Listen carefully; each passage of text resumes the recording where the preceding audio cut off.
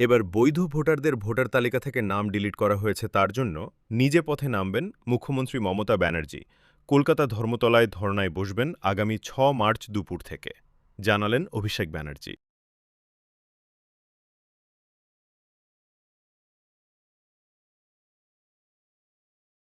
আমরা এই নিয়ে মাঠেও নামব।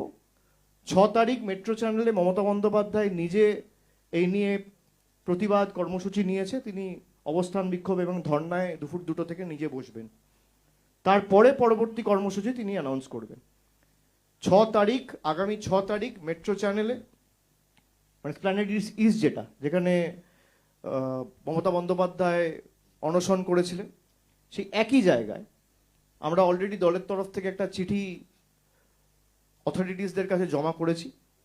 ৬ তারিখ দুপুর ২টোয় তিনি অবস্থান বিক্ষোভে বসবেন এবং সেখানে দলের সর্বস্তরের প্রতিনিধি, দূরে যারা রয়েছে আমি সবাইকে আসার জন্য অনুরোধ করব না, তার কারণ এসআইআর চলছে এখন, এই আগামী ১০-১৫ দিনও খুব গুরুত্বপূর্ণ।